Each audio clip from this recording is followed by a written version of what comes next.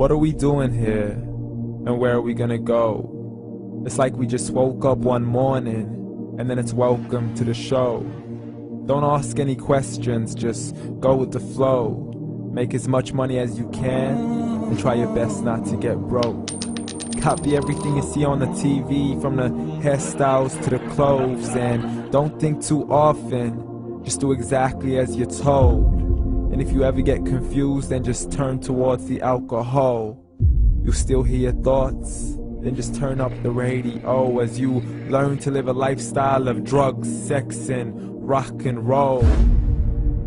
But in all honesty, I just need to know, is there more to the cycle than growing and getting old? Living and dying just to leave behind a happy home and a whole lot of property that somebody else is going to own. I just really need to know before the casket's closed, 'cause I'm not willing to gamble with my soul, nor am I ready to take any chances. These are just simple life questions, and I'm just searching for some answers. Like, what are we doing here? And what is our purpose? How did we get here, and who made us so perfect? And what happens once we go, or is this world all really worth it? Questions we don't answer because apparently we don't really have to. There's no purpose to this life and our existence is merely natural. Then in that case, please let me ask you, did you create yourself, or was it somebody else who had fashioned you? 'Cause you're a being that's impeccable, faultless and unparalleled. You're a product of supreme intelligence, and I'm merely being rational.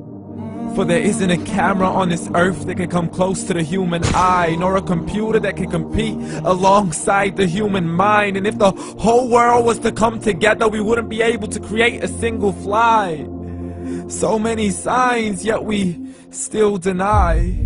As science tries to justify that all this could come from none, when it's a simple sum. 0 plus 0 plus 0 cannot possibly ever give you 1. So from where did all this order come?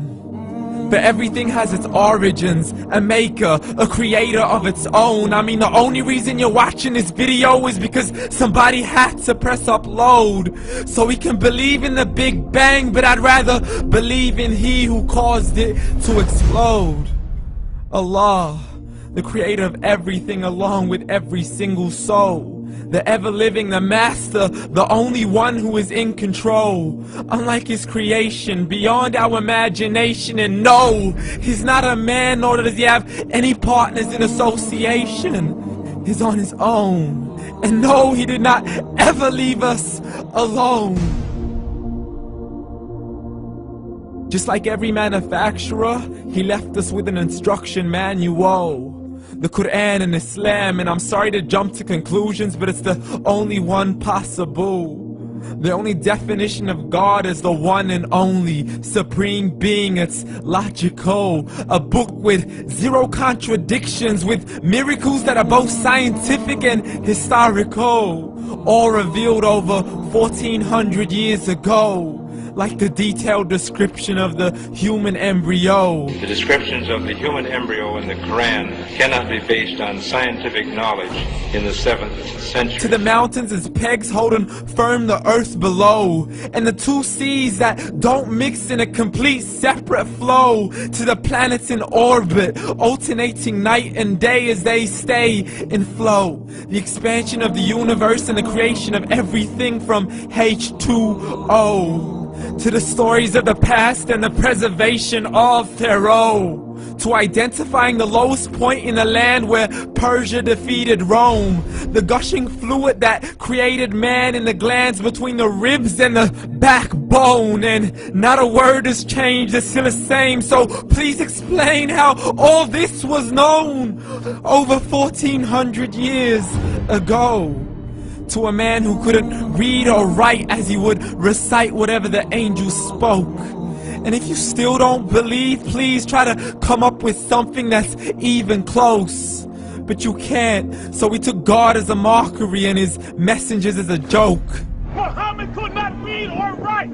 How somebody who can't read or write gonna start a religion? Dismissed his scriptures as legends and tales of the ancient folk, as we live life according to our whims, desires, and hopes. saying this life is the only home we will ever know. We will live then die, then simply turn to bones. YOLO! Correction, after the grass dies, the rain arrives and it regrows, and Allah promises to do the same thing to your very soul and bring you back from your very fingertips to your toes, as the all-seeing supreme being watches us so close, and we are surely being tested in our wealth, our health, and our self, and everything that we've been blessed with. So believe, for we will surely be resurrected and be brought back to our Lord and account for every single deed, as He hands us our books and